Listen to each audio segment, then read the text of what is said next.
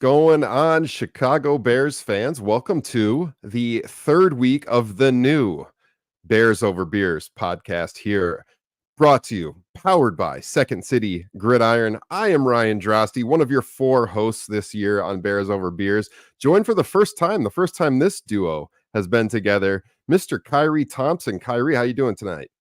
I'm doing wonderfully, man. I'm glad to be on here with you. We've kind of interacted at whiles over the interwebs, but haven't gotten a chance to talk Bears. This will be good. Heck yeah, Bears, beers. I mean, what could be better? I said that last time. I had a great time with Jacob. I listened to you and Jacob last week, and so really looking forward to this, talking about, our closing thoughts on the loss, unfortunately, to the Indianapolis Colts, looking ahead to this weekend and the Los Angeles Rams.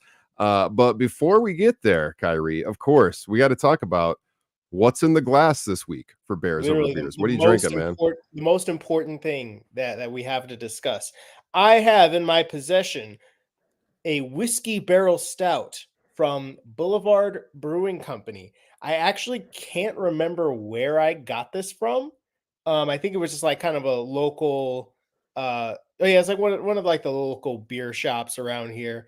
But I love me a barrel aged stout, whiskey stout, anything with a stout in it.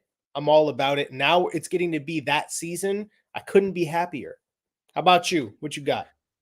Well, before I tell you what I have, I got to say, I'm expecting you to be just bombed by the end of the show, drinking a whiskey barrel stout. That is intense, my friend.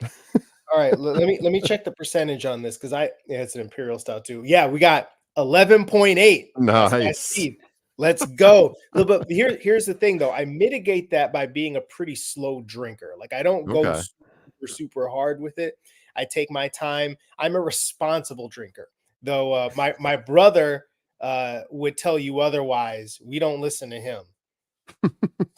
So we might get into like a competition this season on the show where it's each week we try to bring like a higher ABV beer to the show. So you're at 11.8, you said. So next week or next time I'm on, or when Brian's on, or Jacob, we got to get up to like 12%, 13%. It's gonna be a mess by the end of the season. Oh my God. I'll say out here, we got a Trillium Brewing Company, which is a really good joint. I like them a lot.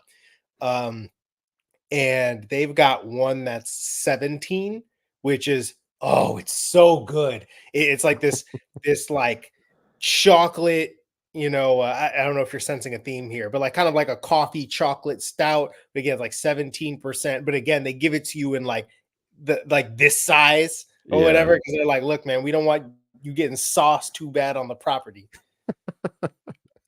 Oh, I love it. Well, hey man, Boulevard Brewing. I'm in Iowa, not too far away, Kansas City. It's a good brewery. That was one of my go-tos when I first was getting into craft beer. So that's a solid choice.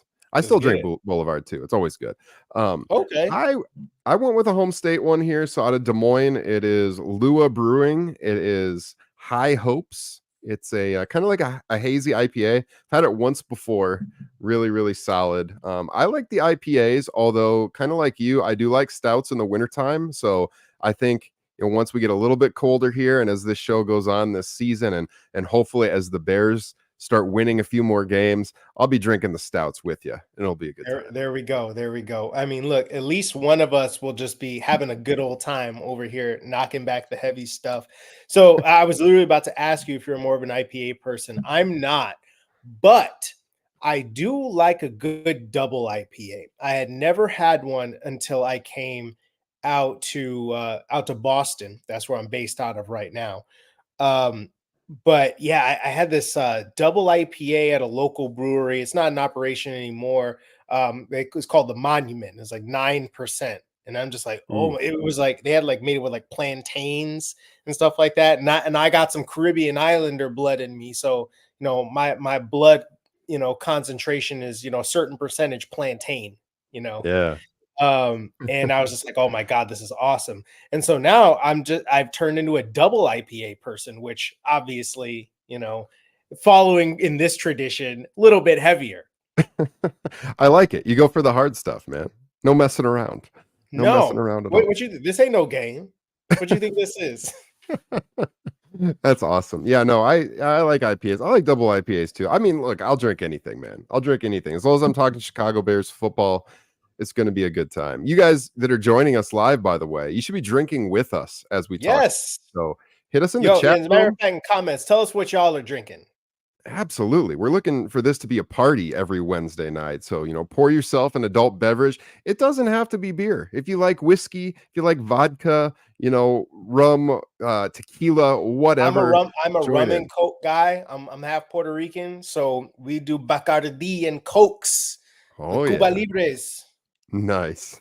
Hey, look, I'll even accept non-alcoholic beers, I'm not gonna get beat down on you for drinking a non-alcoholic beer. Whatever you got to do to join us Listen, yeah, as we for talk for bears. those of y'all who are trying to stay sober, and stuff like that. Yeah, join us with your old duels or whatever you got to do, man. We're trying to have a good time, or at least commiserate, as is more likely this weekend, because Yeah. what the hell, bro? So What the let's hell was that? as I pour this IPA, yes, let's start talking about this. The game against the Indianapolis Colts. Now, Kyrie, I had to tell you, when the staff over at Windy City Gridiron, when we were doing our season projections and trying to game out the Bears record, I think I did have the Bears at 2-2 after the first four.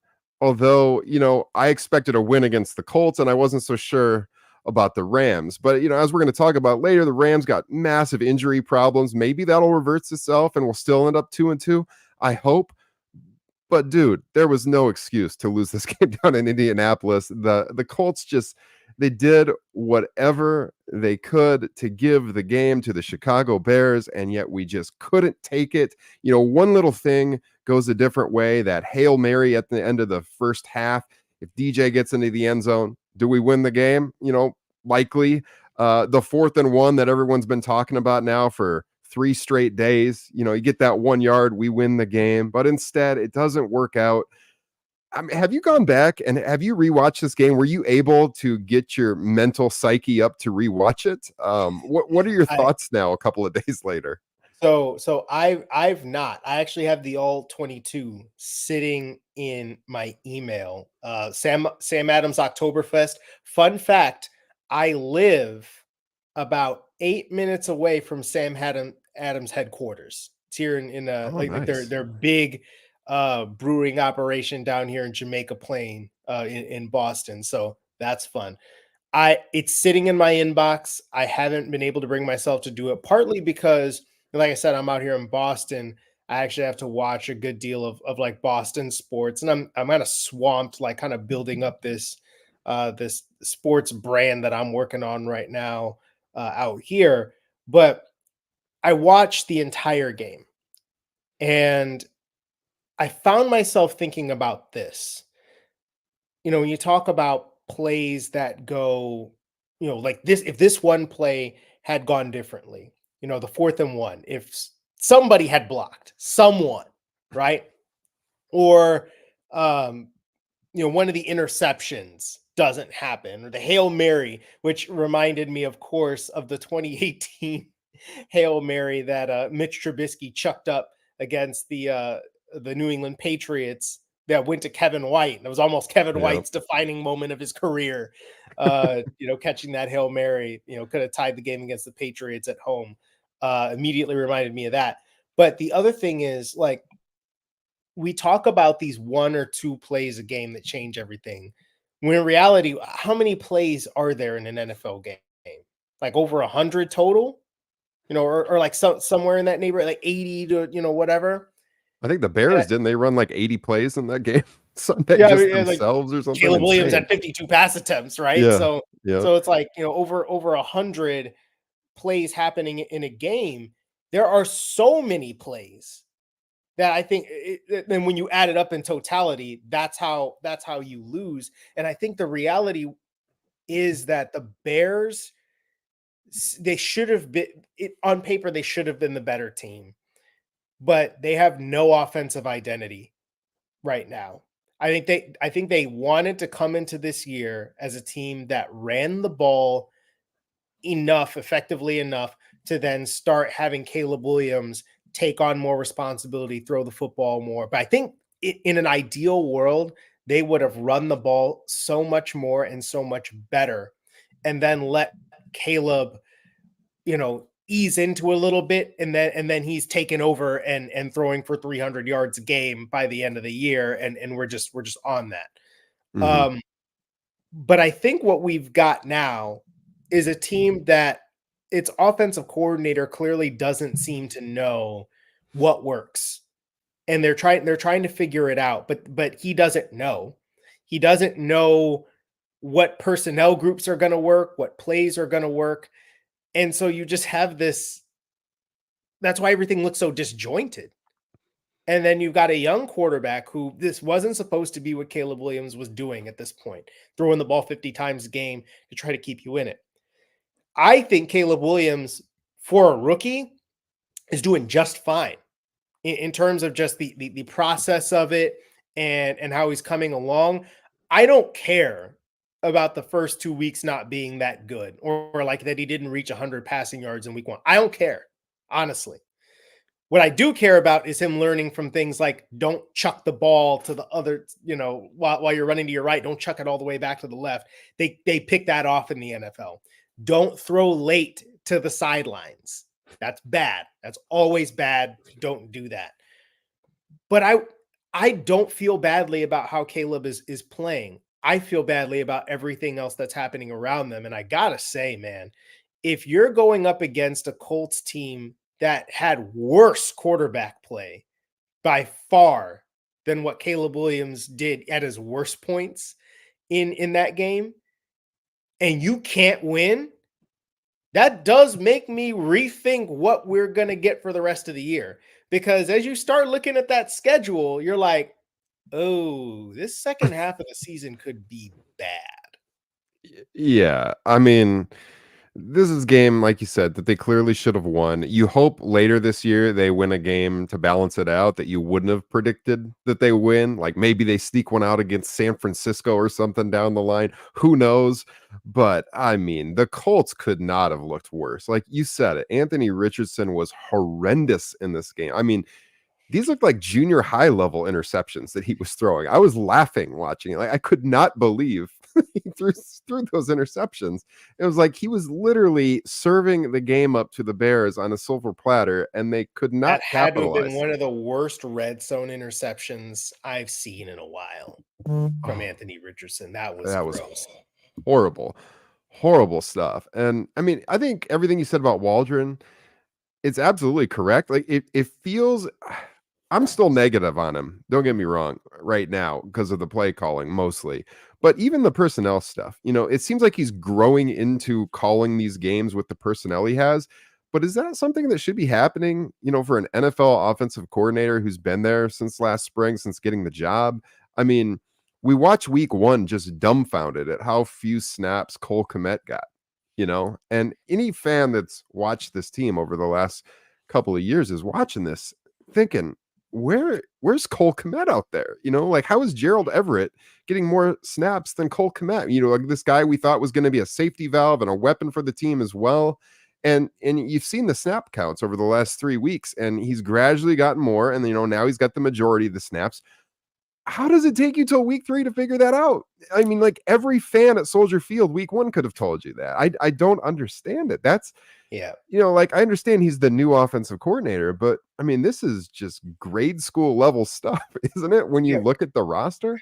Yeah. Without being in the room for the game plans, I feel like I'll say this because I was here, like I've been in New England for a little bit, and I've seen how that team, the Patriots tend, to be a very game plan specific team where they switch it up all the time.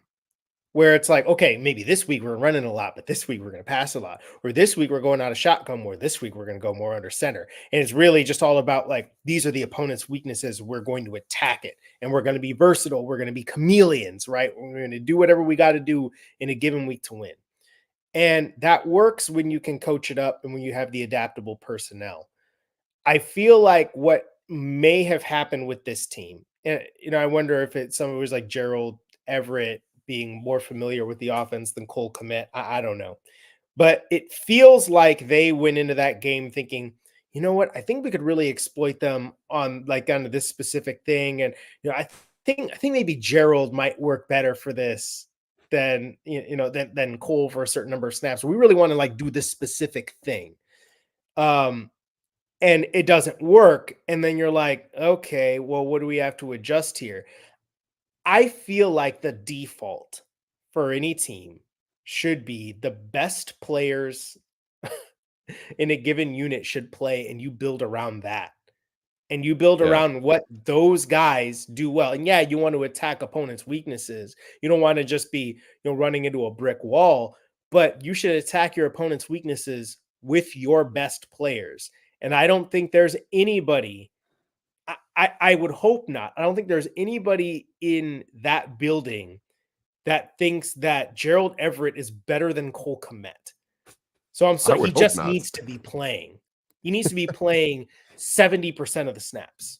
There's no reason to see Gerald Everett out there that much.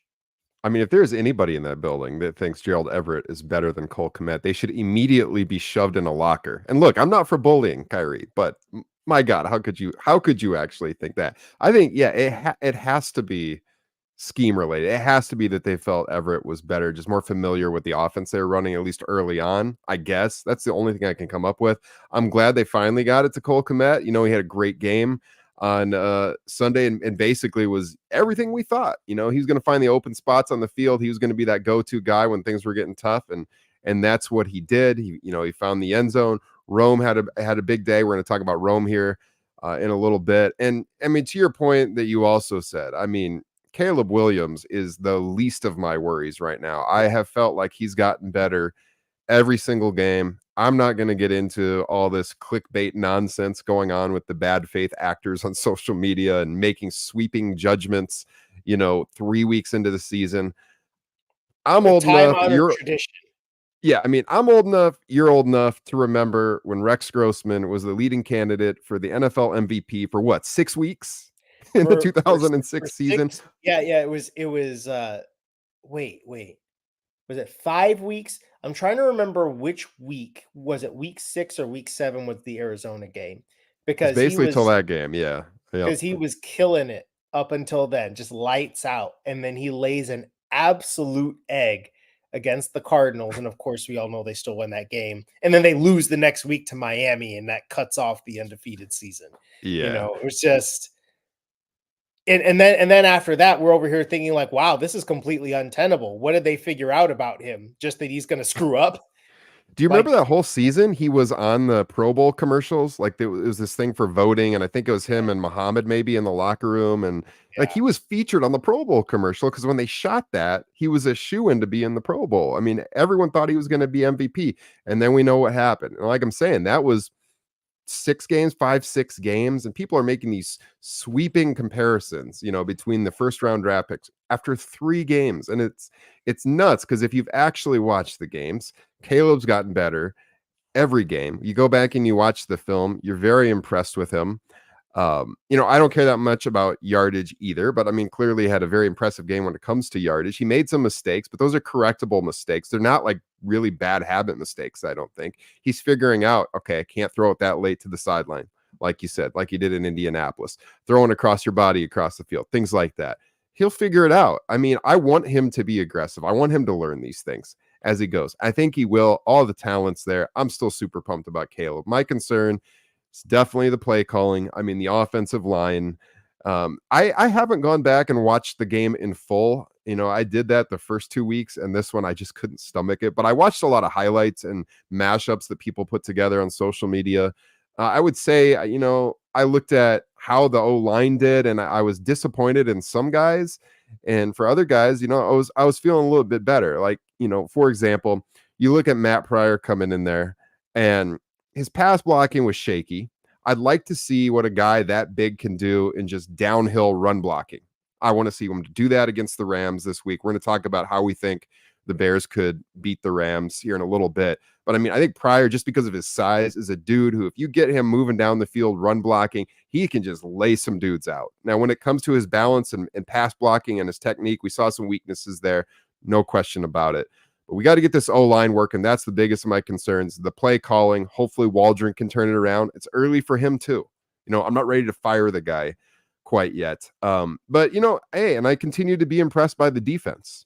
And they're going to have to prove that this is an elite secondary this week when they go up against Matthew Stafford. And, the comeback win that they had against San Francisco and hit some downfield shots, they're going to have to prove that, they can contain that. And if we get out to a lead, hold that lead and not let Los Angeles back into things. So I do want to get to the Rams here, and I'll talk a little bit about Rome's breakout game momentarily.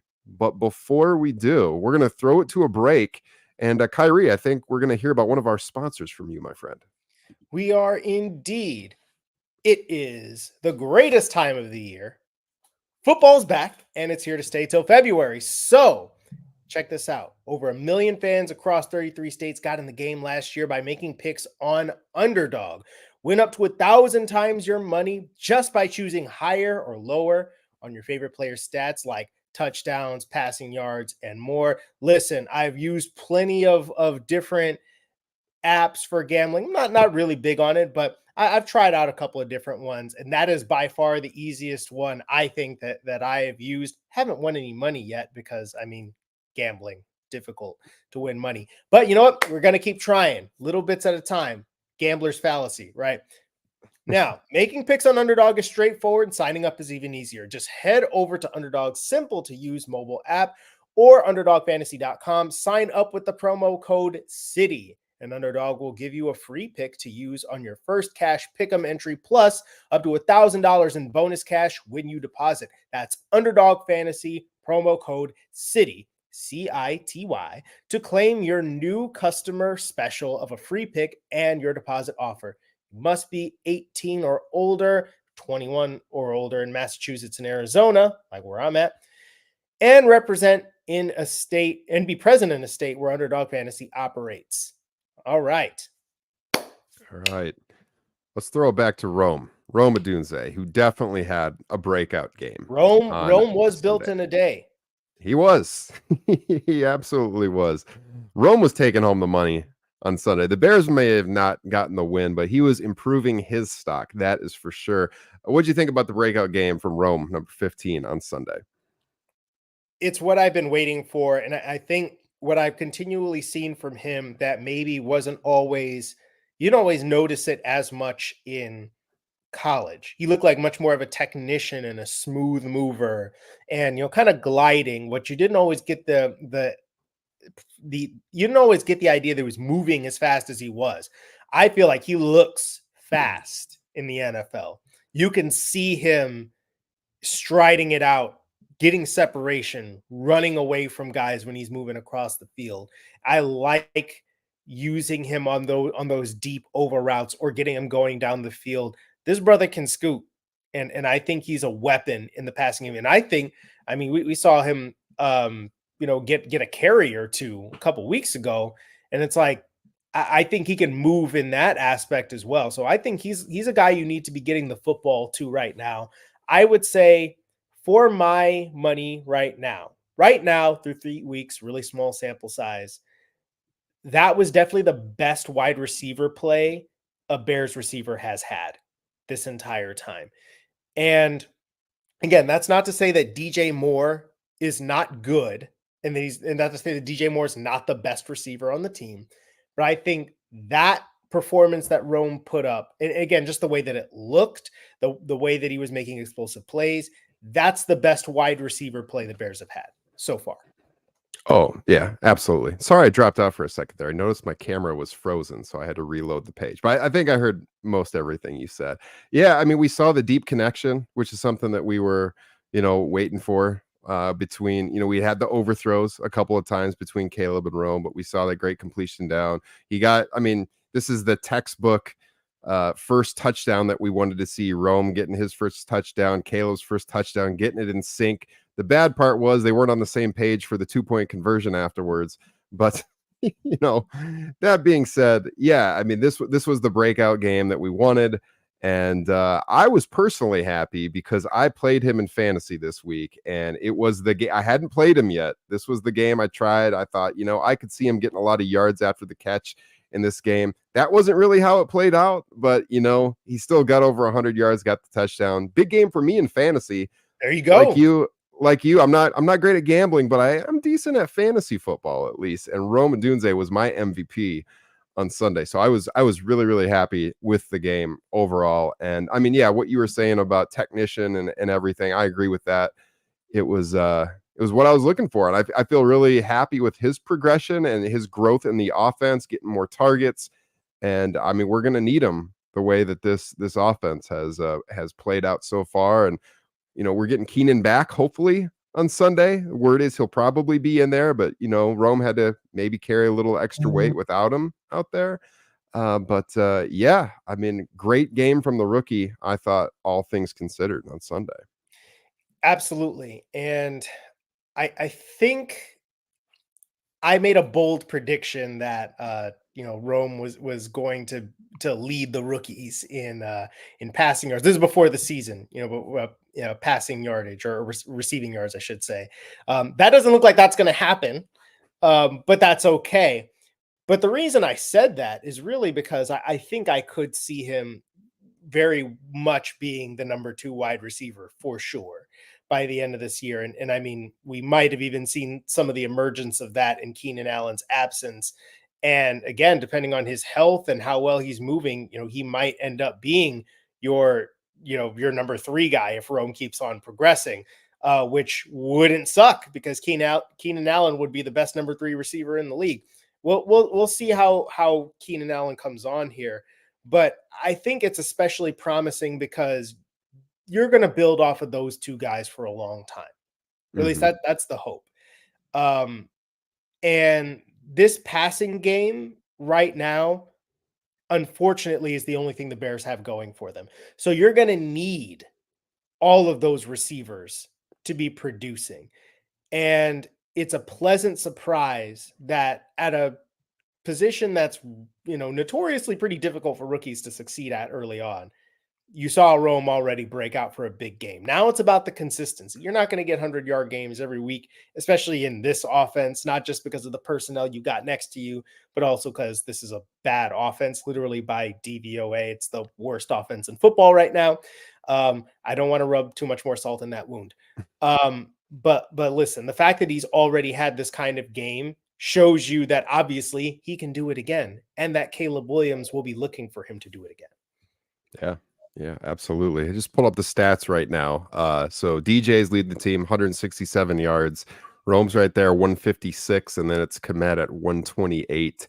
So, I mean, Rome's average per catch is very high compared to the other guys because he's had, the long completions and everything. But yeah, 52 yards per game. The bulk of those yards coming against the Colts. And, hopefully we see that continue moving forward. So we were talking about Caleb, and I want to kind of transition this next topic into then getting into the Rams a little bit, because we were talking about this on DM, I think yesterday, and talking about Caleb's progression. And you brought up, you thought it would be kind of a natural talking point to compare a little bit to Matthew Stafford and his career, and the situation that he was drafted in and everything. I'll give you the floor, Khari. What do you got on this? Well, I mean, I just think about it like this.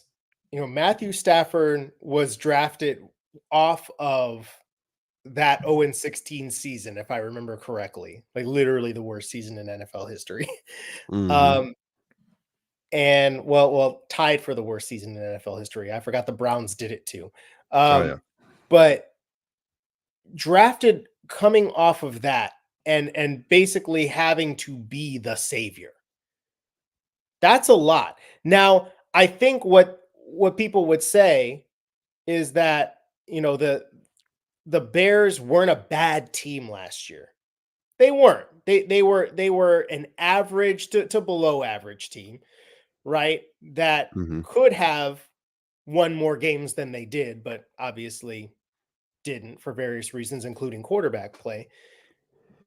But it feels like right now this is a regression. It feels like a regression. It feels like, even though that it wasn't supposed to be the case, it feels like you're starting from the ground floor, especially on the offensive side of things. And just watching Stafford go through that and take his lumps as a rookie, but keep getting back up and getting back up and getting back up and slinging it and throwing interceptions, but also helping lead his team to a win, or lead his team to wins, I should say. I feel like that's a guy, and obviously you don't want it to be a scenario where Caleb is having his best years for another team. Let's not even Dear God, let's we're not getting put dark. that in our minds.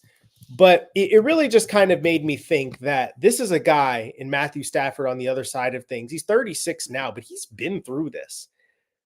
He is like, even his career record right now, to give you an idea of how rough those Lions years were. His career record is 99, 109, and 1. He's still not over 500, and he's been an above average to elite quarterback for years and years. But obviously Yes. goes 2-8 in that first year in the league, and through 13 touchdowns versus 20 interceptions. So I think I hope not, but it just feels like it's going to be that way a little bit for Caleb Williams with the way that the Bears are playing right now. It's a mess. It will eventually get better. I hope. I do believe. But he's going to have to, yeah, he's going to have to struggle. And I hope that he just keeps doing his thing and don't get discouraged. Keep throwing the ball and keep on doing the good mental things process wise that are going to help you in the years to come, because that's really what this is about. It's about the Mhm. years to come. It's not just about this. It's always hard to keep that perspective too, but we have to remember as fans, this is about the long-term goal. It's not about setting the world on fire in year number one. I mean, we all want to see the Bears make the wild card. I think that's definitely still in the cards right now. We can't overreact after 3 games. The offense looks pretty bad most of the time, or aspects of the offense look pretty bad, but the defense has been really good. And so if this offense can progress this year and they can start playing better and they can get this run game going, who knows? There's a lot of season left. Yeah. But Top 10 defense in the league by DVOA. Number 9, right behind the Houston Texans, and right in front of the Detroit Lions. So top 10 defense, worst offense in the league. geez, where have we seen this before? You know, Ah, I gotta say, man, as a football fan here in the state of Iowa, it has been painful to be a Chicago Bears and Iowa Hawkeyes fan. You want to talk about a double dose of bad offensive football for you're a you're long just like, time now. what is a touchdown? It's like, how could I like football any longer? But I have faith. I'm keeping the faith. And I mean, Yeah. Caleb gives me every reason to think it's going to happen. Yeah, we can't listen to the noise on the outside. Now, we know Caleb is a guy who pays attention to social media. We can't see his likes anymore thanks to Elon, but we used to look through those likes and you could tell he would save stuff for fuel. So Yeah. I'm sure he's seeing what people are saying out there. And he's the type of guy where I pretty sure that motivates him. It doesn't ruin his psyche and make him shaky. I think when he goes for that stuff for fuel, and it's going to make him play better. I wouldn't be surprised after that game Washington had and Jaden had the other night if he comes out this week and he lights it up because he's motivated and he's seen what people are saying. I wouldn't be shocked at all. You know what? That's the type of guy I want quarterbacking the Chicago Bears. I don't want someone that shrinks under pressure. I want someone who feeds off of that kind of thing. And I think he's that kind of guy. So yeah, I mean, we got to get this O line and the run game going because when I watched the Washington game, I know I said I wasn't going to compare it too much, but I mean, you watch some of those clean pockets that Jaden had that he was throwing it, and I'm like just dreaming of Caleb having pressures that are that low. Was it 4 pressures or something like that the other night? It was insane. It was like, dude, anytime Caleb gets time to throw, he It looks like a looks million pretty bucks. it looks pretty decent, doesn't it? And Yeah. yeah, and you're right. I'm not gonna go into the the wild stuff we're seeing on social media. But it's like that's an example of look, the rookie quarterback play in the first 2 weeks was pretty rough across the board. Mm-hmm. Then in week 3, I think you started to see a couple guys play, better. And I think that obviously Jaden Daniels had not just the best game that a rookie played this year, but one of the best games any quarterback has yet played this season. It's possible to get better on the job and Yeah. get better in a non-ideal situation. And I think this is kind of the eternal discussion, right? It's with rookies, you have to understand that there are going to be mistakes, but you're okay with that because this is the first time they're seeing a lot of this stuff. It's Mm-hmm. natural. Um, but it's about correcting the mistakes, giving space to make those mistakes, and also allowing them to see what it looks like when the situation is not ideal. Right? I think there are a lot of people that are just like, I wouldn't play a rookie quarterback unless the situation is as close to ready as possible. And it's like that's great in an ideal world, right? Or like if everybody could be Brock Purdy walking into the San Francisco 49ers a couple years ago, it's great. But Yeah. it's not like that, especially if you're on a team that's picking number 1, number 2, number 3 overall. Chances are your team is going to be bad. Or, I mean, in the Bears case, they weren't supposed to be bad, and yet they are. So it's just what it is. But part of it is seeing whether these guys can respond to non-ideal situations. I think what I've seen so far from Caleb Williams shows that he's built for it. Yeah. Yeah, and we're seeing in Washington too, an offensive coordinator who's catering the game plan to Jaden Daniels, strengths. We've all probably seen the chart of the passes, and they were almost all to the right side, and a lot has been written on Daniels and being able to throw left. Uh, I don't know that we've seen the same thing in Chicago. I think Caleb's had to do a lot for a rookie, and he's still done an admirable job. But the guy has zero run game. And we have got to snap out of this week against Los Angeles to have a chance. So I guess as we start talking about the Rams matchup, we can start talking about the run game and what we need to do here. And we talked about earlier, kind of growing into the roster for Shane Waldron and the guys that he has running his scheme here. It's I understand why you would play DeAndre Swift so much given the money spent there, and you would think that he would be better. But also just wanting to play him because he's the kind of guy who can out of nowhere hit a home run and get down the field with a long run. Just the speed he has and everything. But it's pretty clear based on how the line is playing and what we have going here. We need that north to south runner that can just go downhill. And Roschon Johnson is And I was like, clearly that guy. can I entice you with a Roschon Johnson? Yeah. I mean, it was clear even on his limited carries in Indianapolis that like this is the style running back that we need to, break up all this pressure, the box being stacked against Chicago. And if they get something going with him, then maybe, you get Swift more involved and there's not as much pressure on him right away when he gets the ball and he can break the big runs and then you work him back in. But I think right now we got to go with Roschon Johnson, and hopefully this will help the offensive line play. Like I was talking about earlier, I want to see Pryor getting down the field, just crushing dudes with his size.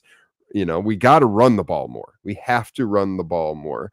And I mean, it looked on the stat sheet, and I think Flus pointed to this in his press conference that, we ran the ball so many times or whatever. But like a lot of those runs were when they got down there and failed in the red zone. Like that's when a lot of them were coming. I still felt like they didn't stick with the run enough in Indianapolis when they were moving down the field. At least that's how it felt to me. 52 pass attempts. Yeah. Yeah, exactly. So, I mean, if Roschon can get things going, I think the Bears are going to win this game. Now, if Caleb's throwing the ball 50 times again, I don't think the Bears are going to win this game. I'm optimistic just because I've liked what I've seen from Roschon in the 2 years he's played for the Bears, honestly, but also just in his limited carries this year. And it should help the line because you talked about how the offense has regressed this year. A lot of the predictions for the Bears going into this year was continuing on of what we had seen. And all my friends asked me that know I'm a Bears fan, what about that O-line? And I'm like, yeah, that's a weakness.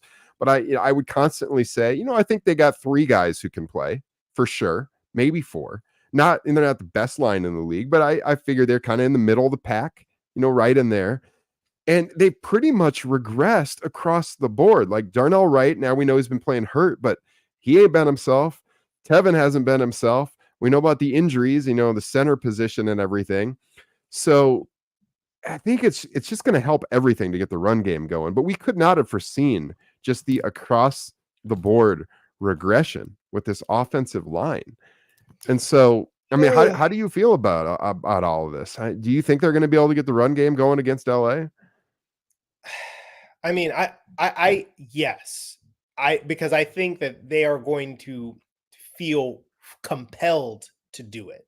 They're going to feel like they have to, and they should feel that way, because you can't throw the ball 52 times and think you're going to win. It's not going to happen. So, and I think that with that personnel, that is what you need to do. And again, I hope that they will also think about this quote from Matt Forte a couple of days ago, where he said, look, shotgun runs are for elite offensive lines. He didn't say that the Bears don't have an elite offensive line, but we all know what he's implying, that they don't have an elite offensive line. So I think they've got to get Roschon Johnson, behind center. They've got to get under center with Caleb Williams, and they need to get downhill and get Roschon going with a full head of steam toward the line of scrimmage and just lean on people. Okay, enough with it's like, zone is kind of like what we're doing, right? But I think if you got duo in your game, I would break that out this week and get after that. I want to see that offense going straight ahead, no messing around, because I think the way that they're set up right now, I think maybe Coleman Shelton is a center that can move a little bit, but I think your guard situation, assuming you've got Pryor there again, those are some big dudes in him and Tevin Jenkins. Go that way. Yes. That way. Through your face. Right? Yep. As Marshawn Lynch was saying, run through their face over and over again.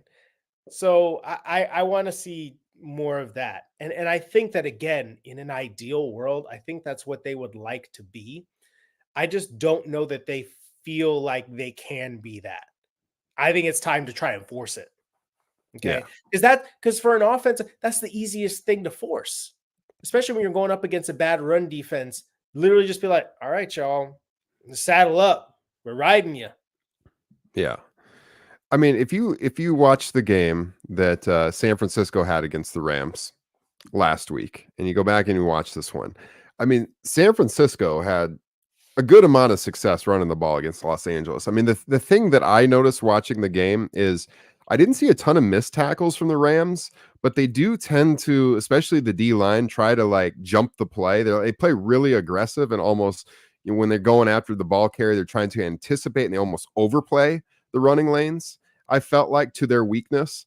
And Jordan Mason, he averaged over 4 yards a carry. His running style in the game reminded me a little bit of Roschon and the way he was running, for sure. Just rumbling. Yeah. Yep. And I mean, look at this. Brock Purdy at 41 yards rushing. Brock Purdy is not the fastest quarterback. I mean, I think we would all agree that Caleb Williams is a hell of a lot more athletic than Brock Purdy is. And that wasn't all, based on one run. His longest scramble was 11 yards. He had 10 carries for 41 yards. He averaged 4.1 yards a carry. So, I mean, this is not the absolute best running defense we're going against here with the Rams. So I think if they keep at it, they run the ball a lot. Mason had 19 carries in that game. It was a losing effort, but they had the lead for most of the game, as most of you probably know.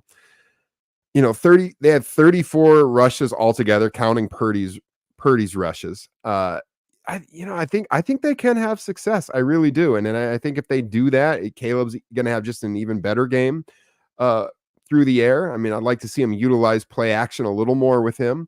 I'd like to see more bootlegs with Caleb. I was kind of stunned that they didn't do that at all, really, on the goal line against Indianapolis, I given mean, the the other dude can plays that they move tried. and he can throw on the run. Let's do more of that. It was just wild, man. Like, yeah, speed option instead of Caleb in a bootleg. What? I don't want to go down that road again. But I mean, it made no sense, no sense at all. So, yeah, I think it's there for them. I really do. I think they can win this game. And then all the injuries to LA. I mean, their offensive line is super banged up. They're playing all these reserves out there. I think our D line, our rush can really get home and get Stafford and give them a lot of problems. And then we've got that strong secondary. LA has a good secondary too, but it's not as good as ours. And so I think it might come down to, who has the stronger secondary, and that's Chicago. So I think the Bears have a good chance of winning. They're a 2.5-point favorite. I think doesn't the home team usually get 3 points? So basically Vegas is Oh, seeing it pretty close. But yeah, man, I don't want to say I'm super confident. I was more confident that they would beat the yeah. Colts, and we all know how that went. But I definitely think this is a winnable game if they can get the run game going. Yes. I think if they are going to be anything this year that we want them to be, they've got to run the football. It's just as simple as that. And again, I know that in order to be, a contender, right? And you got Caleb Williams to throw the ball. Like in order to be a championship contender, right? You got to be able to pass the football. You don't see a lot of just purely run first teams making it far in the playoffs. Okay, but I really like this quote. I can't remember who came up with it, but this idea that you pass the ball to score and you run to win. Running the football still matters. And look, I am a stats guy. I'm an analytics guy, but I'm also a football guy. And I think that you have to be able to run the football. You have to, right? Yeah. And it's just a simple matter of strategy.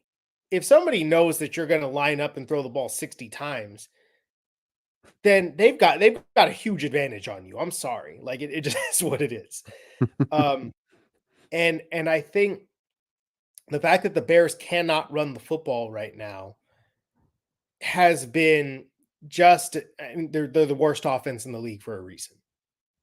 They're the least Yep. efficient offense in the league for a reason. So I think getting back to that, just have one good game of beating the Rams down and build some confidence in yourself. And then you get the Panthers, Yeah. which again, I know, Chicago Bears legend Andy Dalton is out there slinging the rock over there now, but I'm pretty sure you can handle Andy Dalton. So you have a winnable stretch there, a nice winnable stretch. I think you get like the Jaguars after that, and then the second half of the season gets rough. So you Mhm. want to get to that point where you have confidence and you have identity before then. So I think it comes down to them being able to run the football. This is the week to start. Yeah.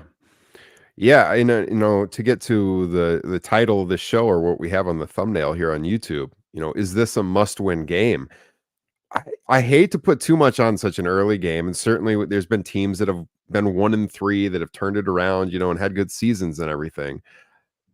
But man, given this is a home game, given where expectations were for this team and all the hype coming in, I was at that first game against Tennessee, and I've been to a few games at Soldier Field, and the energy was just sucked out of that place. I am telling you, when they came out for that Steve McMichael halftime ceremony, it was bad, man. There was not much energy. And luckily, Mike Singletary gave a hell of a speech and got the crowd into it again. But I mean, we were all just dumbfounded at what we were watching.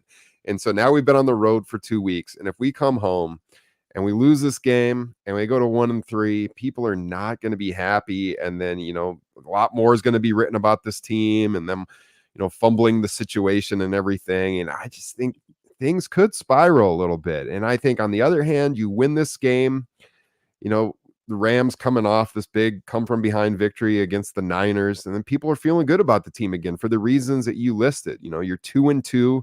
You're going into this stretch where, all right, you got Carolina, and now you would think you'd be on the winning side, and you got a 3-2 team. I don't know where the divisional stand at that point in time, but you know, other than Minnesota being undefeated, these other teams are all pretty much right there. I mean, you could still be in the thick of things in the division at that point. Then you got Jacksonville. I mean, then you're talking about a team that could be 4-2.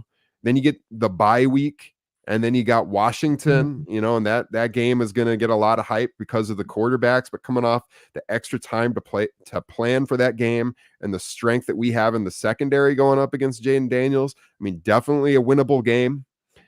And I mean, you know, just go down the line. You know, this is a team that at that point could be 5-2 or maybe 4-3.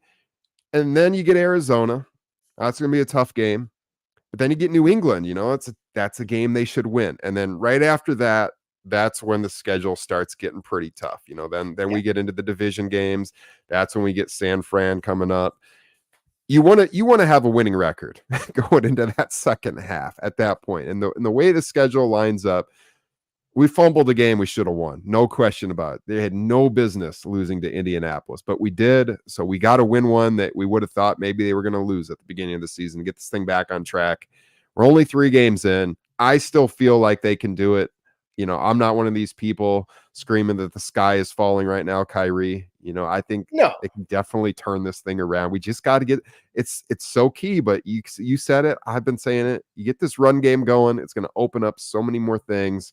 I mean, if you just on the surface say a team's going to have a rookie quarterback and they're going to have the worst run game in the league, I don't care where you're at, that guy's not going to have success. No. And I know a lot of those yards came on the Hail Mary, but take away the Hail Mary. He still got over 300 yards passing in a game with 0 rushing. So that's incredible. It is. And so you get the run game going. I think positive things are going to be happening and they can build some momentum. So I don't really want to call it a must-win game, but in some ways it feels, what do you think about that? It feels like it could really set the tone for this winnable stretch of games. Yeah, I would hesitate to say.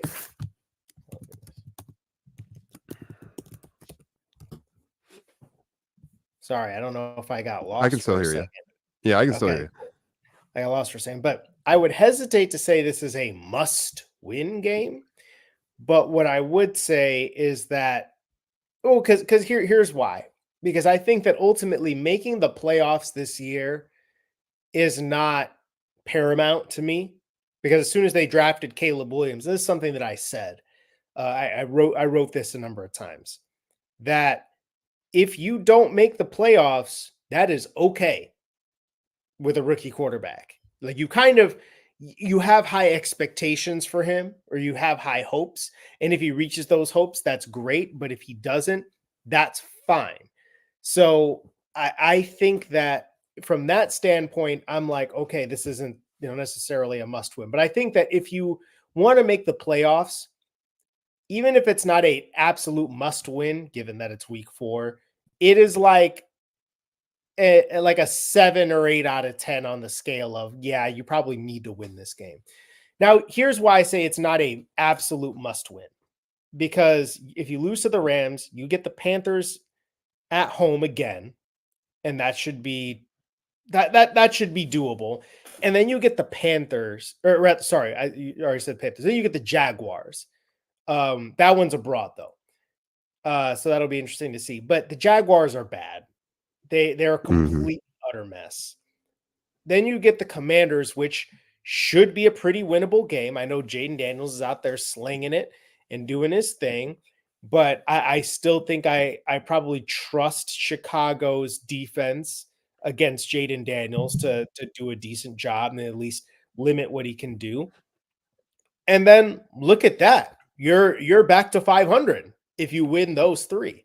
And then you get the Cardinals, which is a winnable game. You get the Patriots after that. So I feel like there's a chance you could be 500 by the time you play the Packers the first time. So yeah, I think it's not it's not do or die. But I think that if you lose this game, then I feel like you're looking at like, okay, you have to beat the Panthers. You got to beat the Panthers because if you don't, then what are we doing here? Yeah. And my God, if they lose this game and lose the Panthers, it's over. I mean, the city of Chicago We're all might burn quitting. down for a second time, We're dude. done. No, It will be bad. no more of this podcast. No Bears more over anything. beers. Bears over beers will just be us coming on here every It's week just gonna saying, be "Hey guys, beer. just chugging beers, shotgunning beers. Nothing to talk about. Time to drink." Yeah, It'll be it's bad. just gonna be beers. It's not gonna be Yeah, Bears at all. We're not gonna want to do this. it'll be real bad. So no, let's hope the Bears can get it back on track. I'm optimistic that they can. I really am. We got the home crowd behind us. You know, we'll see how it goes, but hopefully next week on Bears over Beers here, we'll be talking about a win. Things will be positive again, and we'll be talking about getting on the winning record side against Carolina after this weekend. So, Please, Khari, no. this has been a blast, man. It's how's your beer going? You know, are you finished with your almost 12% Imperial Stout? No, I'm about 3/4 done.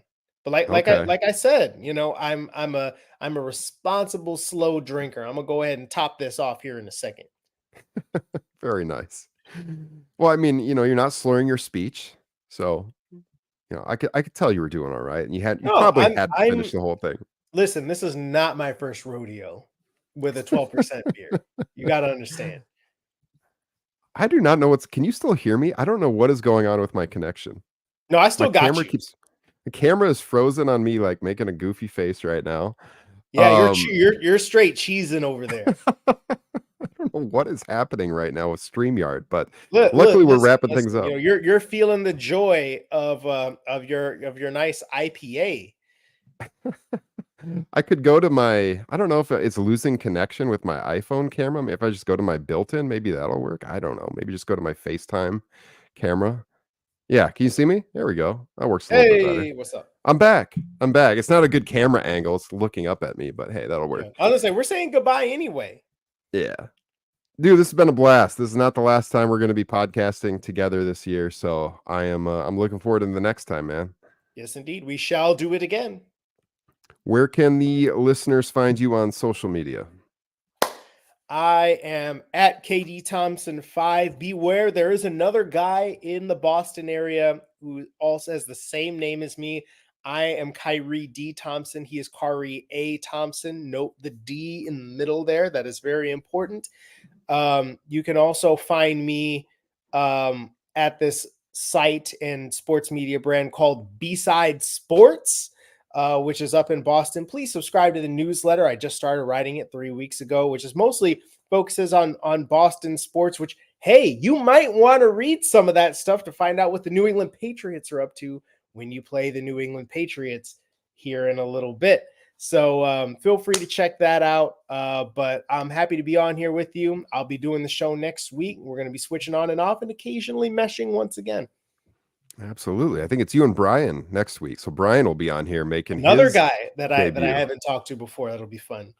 Yeah, absolutely. So yeah, check out Kyrie's work there. You can find me at social at Ryan Droste. That is Droste. Instagram, Twitter, X, Threads, all the places. I also host a podcast. You might have seen over my shoulder over here some pro wrestling paraphernalia. Hey. I host a pro wrestling podcast called Top Rope Nation. You can check that out on Thursday nights wherever podcasts are found, and also right here on YouTube. And of course, you can find the written work over at Windy City Gridiron as well. Make sure that you guys subscribe to the channel. Give this video a thumbs up. We would really appreciate that it helps us out here with the YouTube algorithm. And check out all of the other great shows here on Second City Gridiron on YouTube. Got a great lineup, new videos, new streams going up almost every single day. Great group of podcasters and football analysts. Keep it right here as we get ready for the Los Angeles Rams and the Chicago Bears on Sunday. And join us next Wednesday night for another edition of Bears Over Beers. See everyone then. Raise a beer to your Chicago Bears. Let's get that victory on Sunday. Take care, everybody. Let's get it.